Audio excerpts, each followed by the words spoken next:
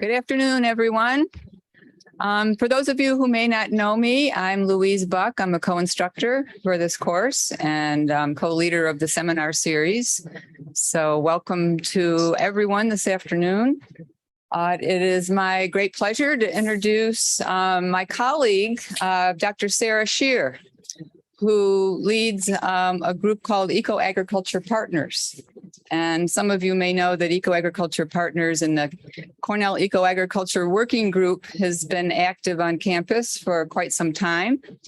And a lot of the thinking and practice that we undertake around integrated landscape management has been inspired by Sara's work. Sara got her, did her PhD and as well as her master's degree here at Cornell in what used to be called the Department of Agricultural Economics.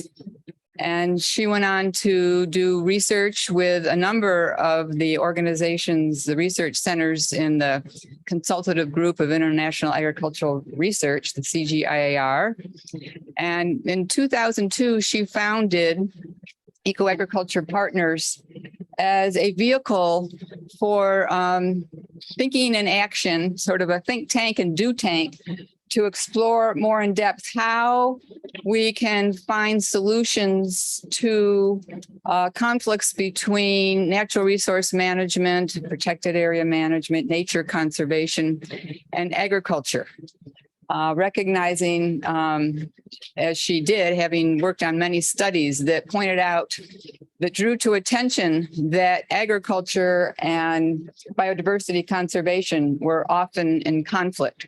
So how can we reduce that conflict and learn how to manage land and scapes and seascapes in ways that we can foster mutuality or synergies and lots of interaction and positive returns from investments in both those very important arenas, as well as rural development and livelihood security.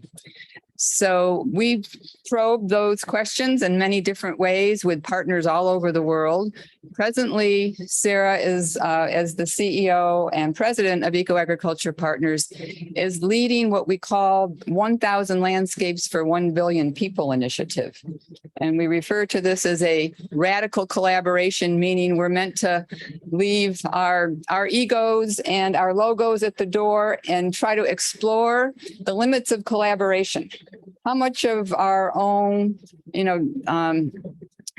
pursuits and our own branding of what we try to do can we soften so that we can genuinely collaborate and work across sectors and across disciplines in ways that will really start to bring about the scaling of some of the innovations that we're all aware of around linking agriculture and natural resource management. So in that context, Sara is going to talk to us today about the topic is public policy to support landscape and seascape partnerships, meeting sustainable development goals through collaborative territorial action. And she's reporting out on a study in which Columbia University, Cornell University, the so-called Gallup Initiative in Eco-Agriculture collaborated for over a year. And we just recently produced a white paper on it. And Sara's going to talk to us about what we learned, but very importantly, she wants to find out what you think about it.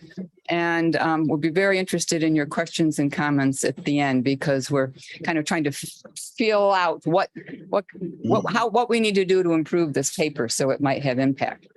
So welcome, Sara, and we're really glad to have you here. Thank you so much, Louise. It's really wonderful to be at Cornell University, and I just wish that I could be there in person, but next year we'll see if we can make that happen. As Louise said, we've been working for the last couple decades on, what is it that makes these landscape and seascape partnerships actually work? What do they need? What skills do they need to have happen? What processes are they using? What insights from science are they generating and are they learning from, and do they need? And what we see is that these have cropped up all over the world. I'll talk a little bit more about that in a minute.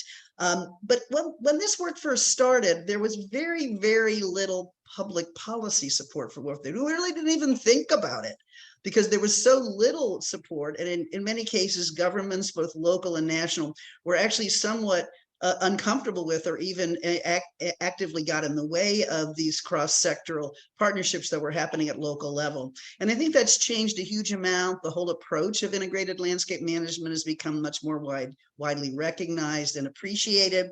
These partnerships have been developing all over the world. But what we see was a striking absence in any kind of organized public policy support system to make them work.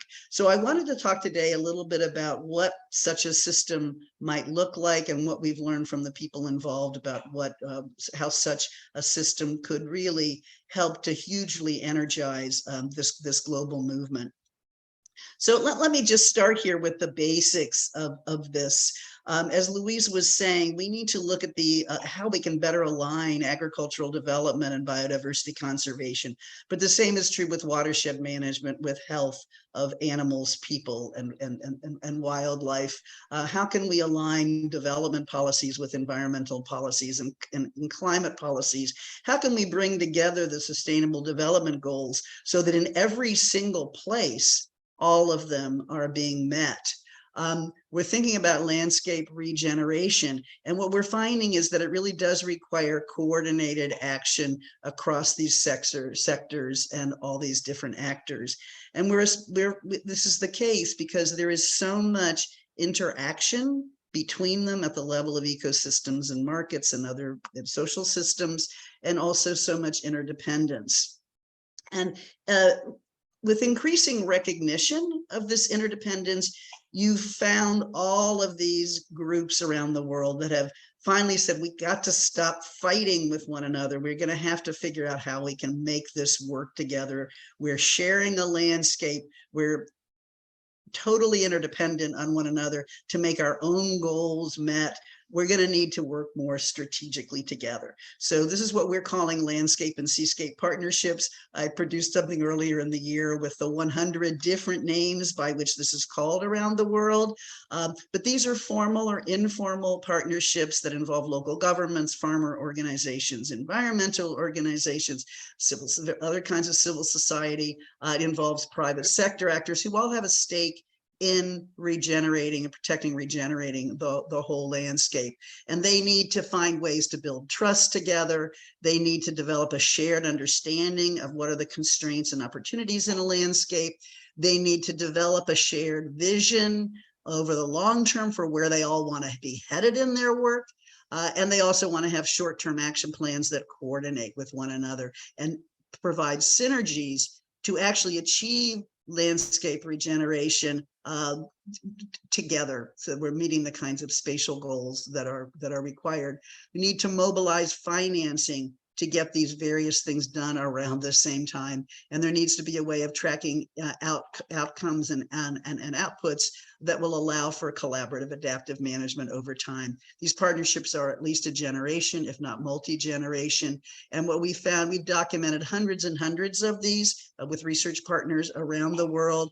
They're being led by many different groups. Sometimes they're facilitated by a regional authority like a biodiversity corridor. Sometimes it's by a university, sometimes by a trusted NGO, sometimes by a local government.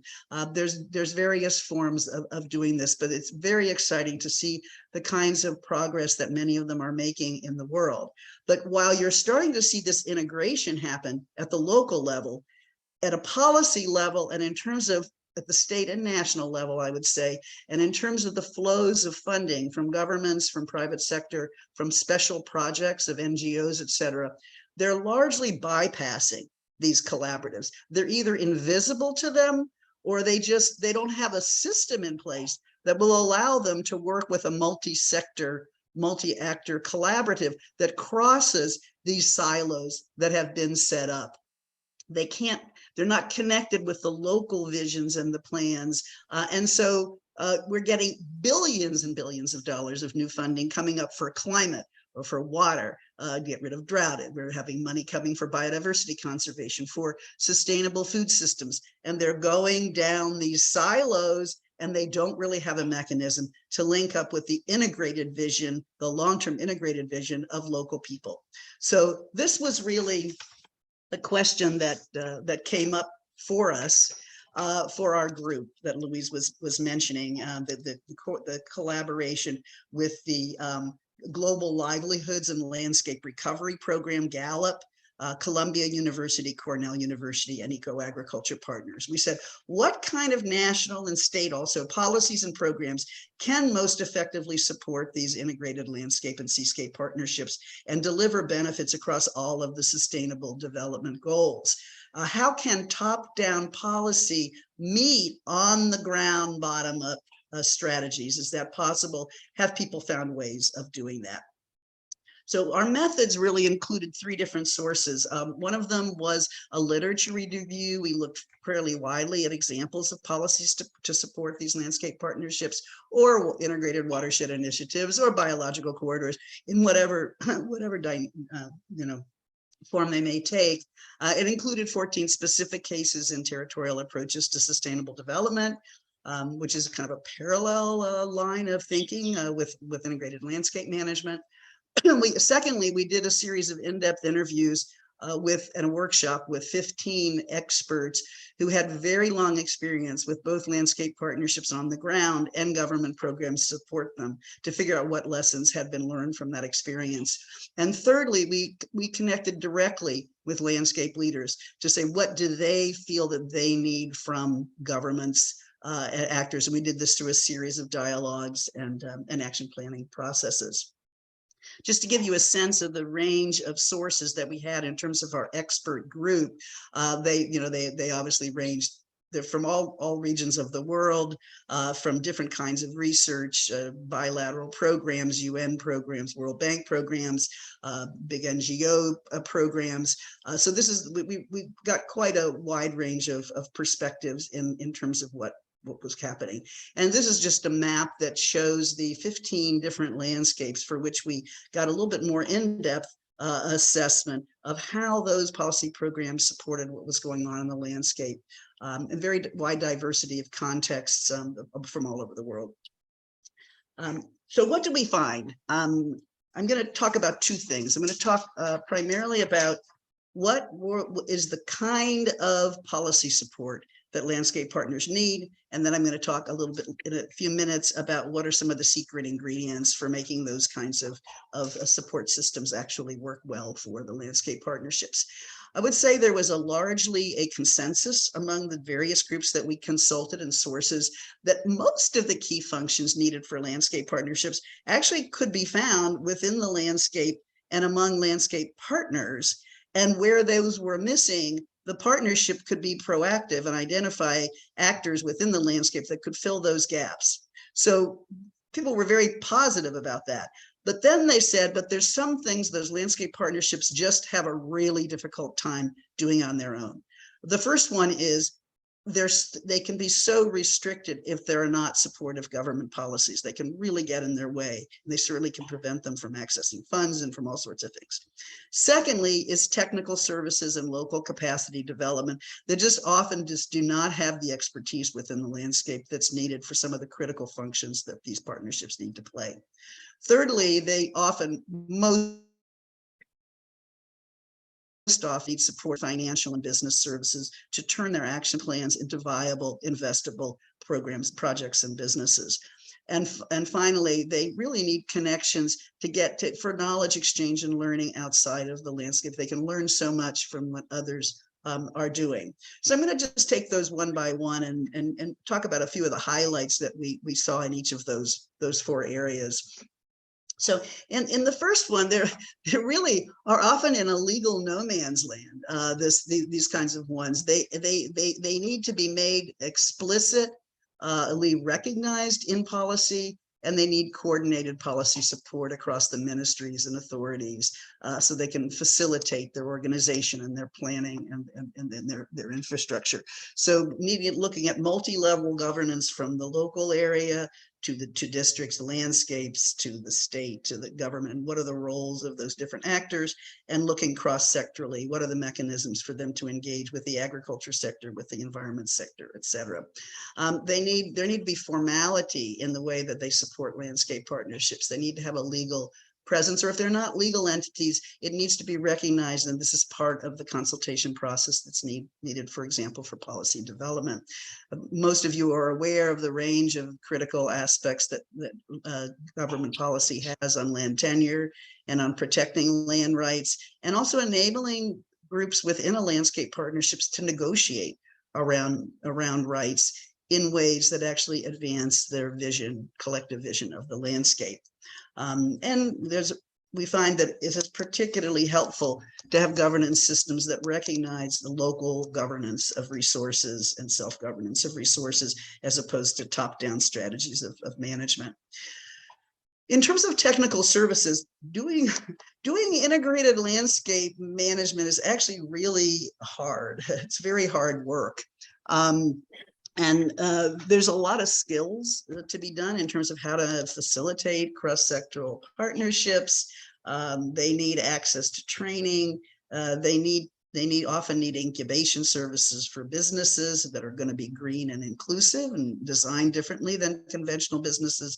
And they need data for their planning and for their monitoring, and they need scientific support to figure out whether the kinds of interventions they're mobilizing at a landscape scale with all the different partners actually make sense for their place.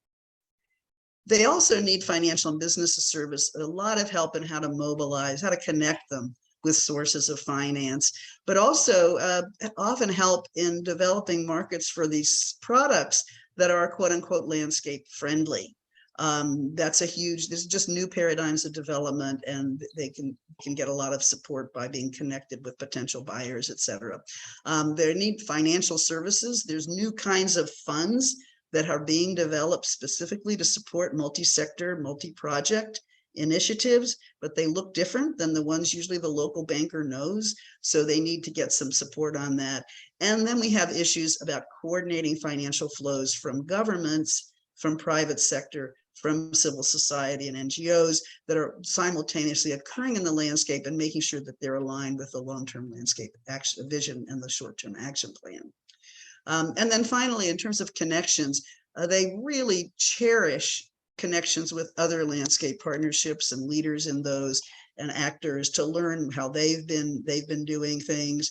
They also want communication channels with external supporters, potentially donors or buyers of their products.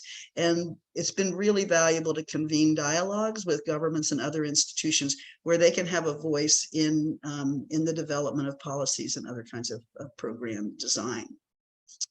So let's move now to the next piece of this puzzle, which is, okay, so these are the things that governments can do to be supportive, but it turns out that how they do it is very critically important.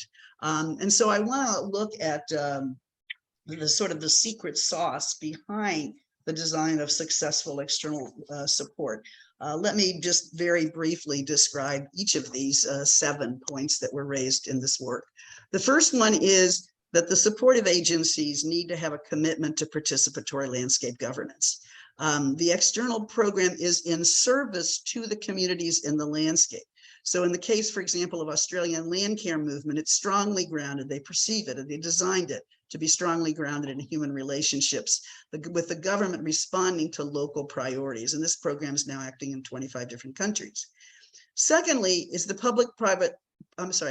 public policy frameworks need to explicitly endorse landscape partnerships to give them a space. For example, in Namibia, the government established a cross-ministry coordination platform to support the various community level conservancies that were set in place by multi-stakeholder groups. Thirdly, in long-term support services responding to locally defined needs. These are generational initiatives, these landscape and seascape partnerships. So services need to evolve as they evolve.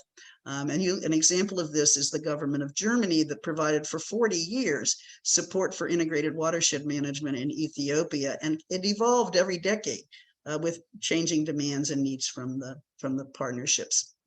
Fourthly is strategic coordination among service providers. You don't want your business people and your planning people and your certification people to be working on very different modalities. So for example, in India, they've set in place a structure where a national biodiversity authority manages national level coordination. The states manage other services for biodiversity, and then the local structures are responsible for specific landscapes. So this is a sort of a clear system of coordination. I'll talk more about that in a minute. Fifthly is proactive engagement of businesses in landscape partnerships. This is really important not to see these as separate initiatives. For example, in Scotland, private companies that were facing threats to their businesses from serious natural resource degradation banded together to fund a mechanism that rewards local farmers and land stewards with significant support from public-private cooperation. So it's a very proactive role for governments. Sixth is recognizing that you need long-term financing for investment in the landscape. And this is both for enabling investments like regulatory reform, establishing a payments for ecosystem services, doing research on new markets for landscape-friendly products, whatever it may be, as well as for asset investments that actually generate impact and direct change on the landscape. And the seventh of the secret sauces is constructive engagement with the landscape partnership's own networks. So an example of this is the African landscape dialogues that were held in 2014, 2017, and 2019 that attracted hundreds of landscape leaders who jointly crafted a regional landscape action plan that they could share with policymakers. Let me just give you two quick examples from these. The first one is from that item number 4 about coordinating of support services. I just wanted to make the point that these need to be crafted in every country in a different way based on their own context. And we found 3 very interesting models for coordination. One in the Australian land care, where they had a national natural resource management unit that was composed of representatives from the different ministries, as well as a joint federal state technical and financial support to communities, and a structure that involves strong NGO and private sector input. So that was how they did it in Australia. In Ethiopia, they had a national political strategy, and that they provided funds directly to watershed user associations within the landscapes, which they set up as legal entities so they could provide both services and they could receive both services and money. And finally, the Scotland Land Commission, which has a national coordinating body of all the different sectors involved, and they're supporting across the country an institutional form they call regional land use partnerships, and they're shifting rural funding flows to be able to go to those regional land use partnerships. So there's a lot of different models that can be followed in this. And then just to look at that, the item number, sort of the secret sauce number 6, it's really important to think about the important government roles in financing landscape investments. And I think we identified in the study 4 very key roles for governments. One of them is to provide or to catalyze long-term grant funded financing for enabling activities of the partnership itself. Secondly, to align, coordinate, and pool public finance across scales, whether it's district, state, and national, and across sectors. But the government has a really important role in aligning their own activities. The third is to co-finance private sector projects that have been identified as important by local people in what we call their landscape investment portfolio. And finally, the 4th role is to provide financial services. They need to get connected with experts who can show them how to design new finance mechanisms. They can sometimes provide intermediation. They can link financiers to pipelines of projects that come out of the landscape partnership. And while the financial sector itself has to take the bulk of the roles in this, governments can play a really key role. And when we're looking at when we finish with this study, we say, so, okay, what needs to be done next? What are some of the action items that are really priorities? And I would say we really need a lot more research on policy models that have developed or can be adapted in different contexts. I think we need to align the movement of territorial development, which has been really around local governments, with the usually multi-jurisdictional landscapes, and have these communities of practice work together. We need to promote policy discourse between national governments and the landscape and seascape partnerships directly so that they're actually engaging with one another. And finally, we need to be designing much more effective national policy support in countries around the world. And I wanted to just close here with some suggestions about what we thought might be first steps in getting these national policy support systems off the ground. So the first item would be we suggest is to set up a multi-sector task force to develop strategies to institutionalize support for landscape partnership and jointly analyze successful case examples. A second step might be to identify and engage existing landscape and seascape partnerships and businesses that are already actively collaborating in landscape partnerships and have them be part of this process immediately. Third is to assess existing government policies, decision structures, and coordination mechanisms related to landscape partnerships, and really assess what's working well and what's not working well for all parties. Fourth, to assess the existing support organizations and their potential roles in terms of providing services to landscape partnerships, not just governments, but also NGOs, private sector businesses, and financial institutions. Who's really out there that can help this process? And finally, to draft a strategy and alternative solutions, the task force can do this to strengthen support for landscape partnerships, and then present this for discussion and negotiation and refinement in a national policy dialogue. So this is what we're suggesting as a first step for groups that might be interested. I think I'll stop talking there. I would love to hear your all's experiences, your viewpoints about this, and answer any questions you may have. This is just some contact information for myself, for Eco-Agriculture Partners, and also the URL for the report. And if you go to this, you'll also see policy briefs in English, Spanish, and French. You might want to share with your friends and colleagues. Thank you.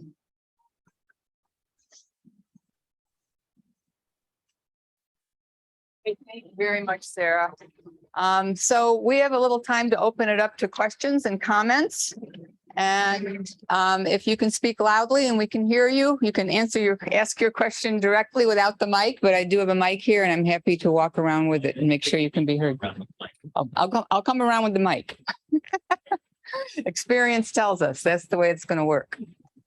And then I think we also have some people online as well. We don't have any questions yet. Okay. Okay, very good. So we'll start with our live audience gets the priority. Yes, so we have a hand up and I'm going to come and meet you with my microphone. Can you hear me? Sarah, can you? Thank you for coming out. Much appreciated. Very insightful. I live in the Caribbean, and they have a lot of the region can do with this work. I've seen some work more or less on the end of Costa Rican border there, but not around the Caribbean. Is there a reason why? Excuse me 1 second, Louise, I'm not hearing really clearly. Okay. Do you think I could? Yes, I'll ask him to speak into the microphone. Yeah, thank you. And I'm sorry, if you would also Want give to me hear your you. name and where you're from again? Okay. Hello, sir. How are you? I'm Christopher Brown, second year Baker student, real estate, commercial real estate. Now I lived and grew in the Caribbean, Jamaica, Grenada, but the Caribbean needs a lot of the work that you're doing. Really challenged in diversifying their portfolio. Tourism. Now I was saying, can the work that you do also be scaled towards the Caribbean? I'm seeing you working with, or you did some research in Costa Rica or around that region, but not within the Caribbean Sea, that region. Are you soon going to be there? Louise, shall I go ahead and answer, or how are you doing? Okay. Yeah. Okay, no, thanks very much for your question. And I totally agree with you. I think the Caribbean is one of these places where in some ways, many of the islands are small enough that you can consider the whole island as a landscape or as a seascape or a combination of a landscape and seascape. And I think there have been initiatives, and I'm not so familiar actually with Jamaica or Grenada, but I think in a number of other Caribbean countries, you've had some of these integrated development strategies that have been put forward.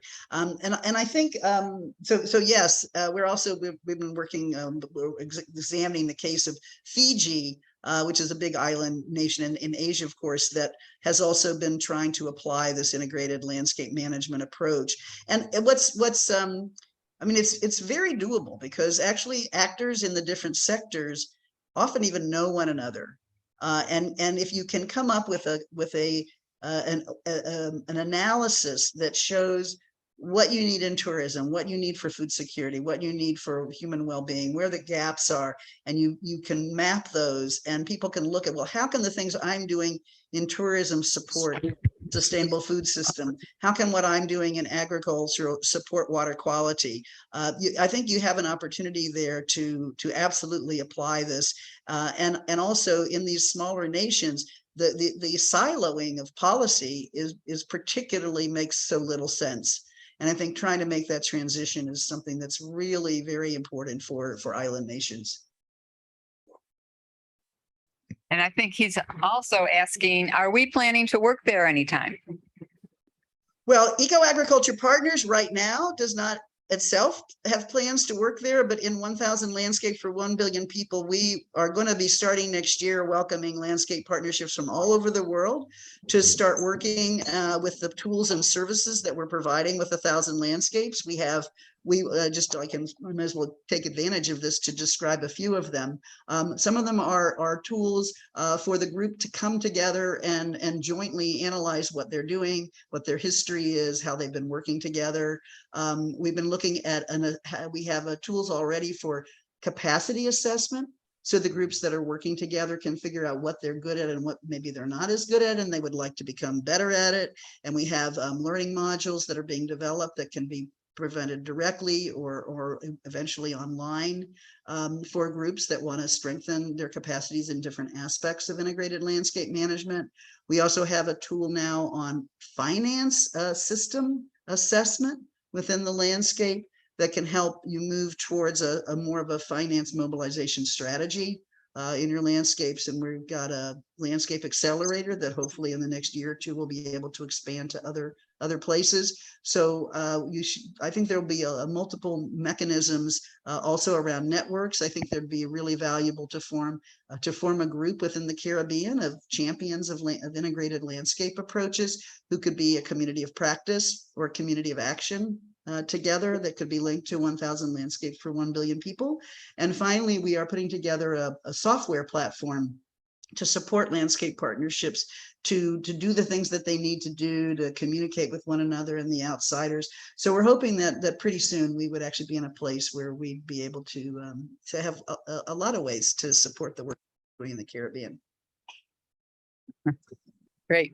Thank you, Sarah. We have another question from the audience teed up here. Yes, hello, my name is Diana Ulloa and I am from Ecuador. And I want to know, why do you think that this approach from landscape and seascape will be successful if we have a lot of previous experiences about watershed management and organizations in this level, and it's still difficult to achieve these kind of goals? And it is also a landscape approach. So why do you think this will be different?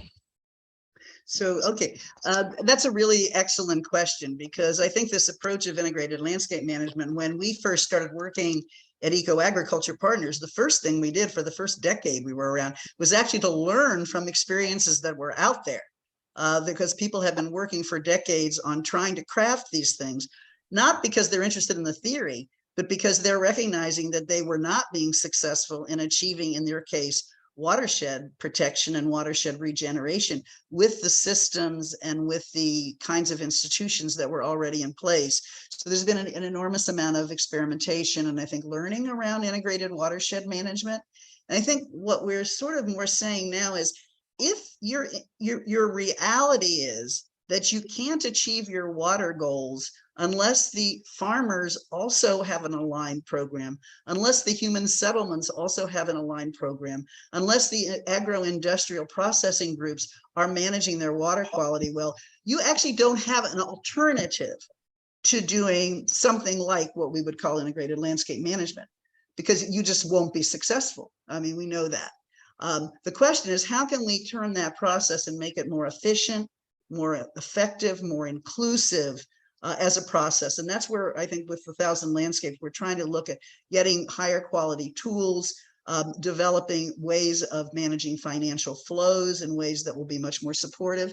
And I would also finally say, the item that we're talking about today, I would say that although you had strong watershed programs in Ecuador, the question about whether you've had strong national development programs that incorporate watershed management at their core of their development and their investment processes, I would argue has been lagging quite far behind. Although, to be honest, Ecuador has actually done a lot of interesting policy innovations there.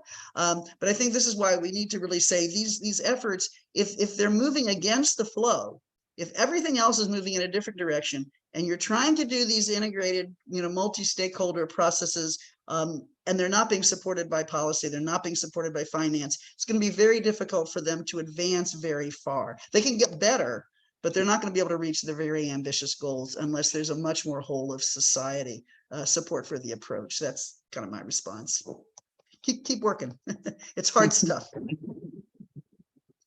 There we have a comment from one of the faculty members online who comments that some of this kind of work has been done in advanced developed countries and through high science, and he comments that it's very, very difficult.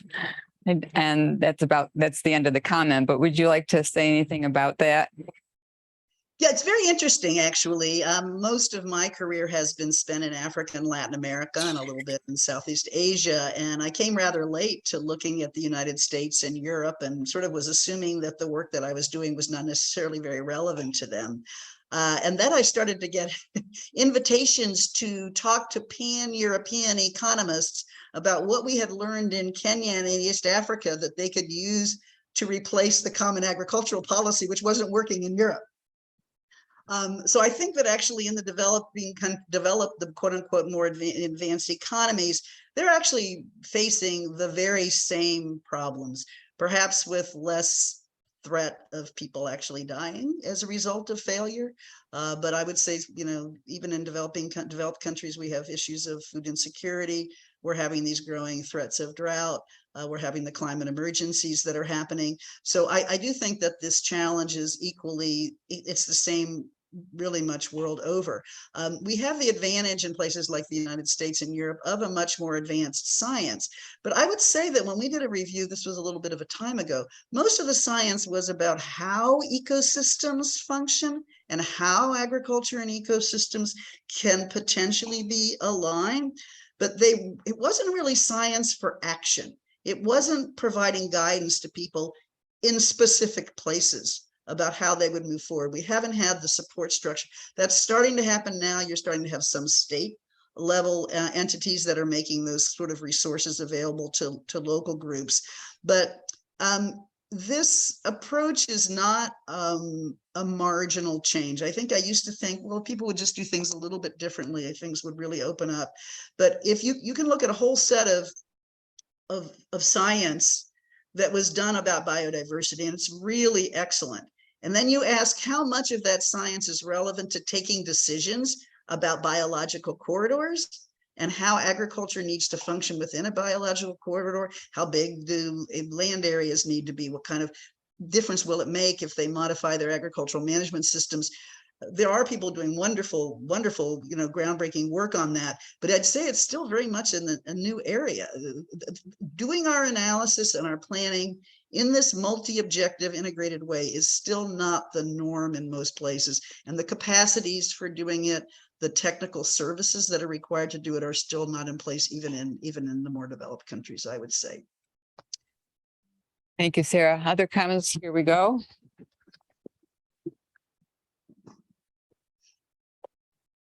Hi, Sarah. This is Nick Grandstaff. I'm a PhD student in Dyson right now from Iowa. With this new partnership goal that you have that you just presented to us, very interesting. Thank you. But a question that has just been in my mind the entire time, while you're trying to bring people onto this team or teams in different locations for the 1,000 Landscapes project, how will monitoring fit into this? Because as things have been done in the past, as you've mentioned, silos have been a big thing across different disciplines or even within a government.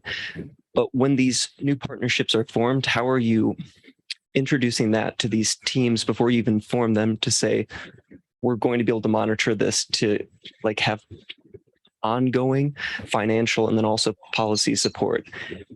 Are there monitoring plans ahead of time, or once the teams are formed, will you set up systems to do so afterwards? Really, really excellent, very excellent question. Let me just clarify for one point, we don't form groups. Groups that are forming might come to us for support, advice, for training, but these are processes that have to be locally grounded. You have to have committed leaders in these different sectors who really are willing to take the risks of moving across to collaborate with new organizations. And some places are doing this and some places are not. So we're trying to make it easier for that process. If people are trying to get that started, we have I think already a lot of good advice and suggestions and tools for people who want to set up those landscape partnerships, or even just start at a more modest way and just look at some initiatives they can do in their landscape in a collaborative way so that they build trust that would then further build the partnership. But I did want to clarify that we're not the facilitators or the conveners of these initiatives. That has to be done by people who are locally trusted by different groups. That's really a critical role. We want to come in and really help them be more successful and make their job a lot easier. So let me just in terms of that clarification. But your core point is, I think that we consider to be the monitoring piece absolutely core. And actually, this is something that with Louise Buck and I go back a couple decades, several decades, probably 3 decades, where we've looked at some of these monitoring questions, which are absolutely critical for learning in a context where both our external environment is changing and more rapidly than ever because of climate change and market changes.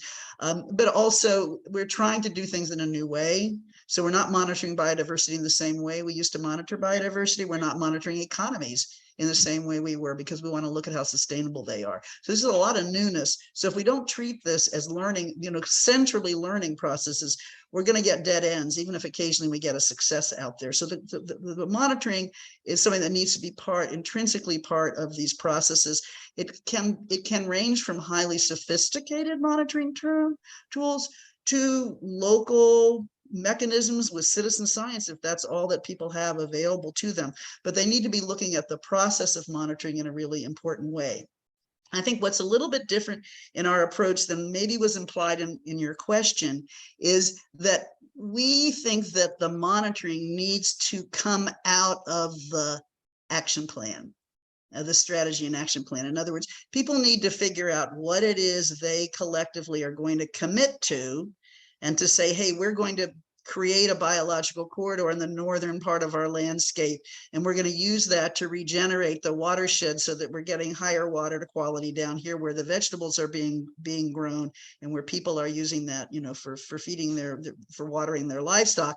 And then you very specifically have a monitoring system about whether you're achieving those outcomes and about whether you're undertaking the activities that the group has committed to do. So we're very interested in crafted monitoring systems that that actually mean something to local people who have to take action on it. Then also potentially adding some metrics or modifying or representing your metrics so that they are in buckets of information about production, income, livelihoods, et cetera, that can be used to communicate to financiers or to communicate to governments or to communicate to other potential partners. But we try to place first monitoring as a tool for local people to continuously improve what they're doing around the goals that they care for the most. Now, if they know that government also cares about some other thing, they can include that in their monitoring system, because that would be probably a really smart thing to do. And if they know that financiers want to see those results presented in a particular way, and they want to get that money, they can do it. But at a core, it's about keeping the partnership animated and mobilized towards the goals that they've set for themselves. Thanks, Sarah. One more quick question from our online audience. And this is from a PhD student who I happen to know works a lot in Haiti on this kind of stuff. And she's asking where to go to see and access these tools that you talked about. Okay. A lot of the tools that we're talking about are just in the process of getting online. And I'm sorry, I didn't include it on my last page. But in addition to the eco-agriculture contact, you can contact www.landscapes.global. And if you keep following that, and if you sign up to follow it as these tools, because we're doing a design and testing phase right now, so we're not putting them up until they've been tested in quite a number of landscapes. But those are starting to come up now, as will the Terrasso website, or rather the app for Terrasso, the software platform, should be made public in the early part of next year. So I would say stay tuned. If there's particular things you're interested about, you can contact Louise, you can contact me. We can put you in touch with the folks who are working on some of those specific ones. And if you do sign up for 1,000 Landscapes, the www.landscapes.global, you can also keep, as every quarter we'll update you on what's available. Great. Well, we're out of time now, Sarah, but thank you so much. That was a riveting talk, and thanks very much for being with us. It was my pleasure, and thanks for the great questions from everybody. Good luck in this work. Stay in touch. Yeah, will do.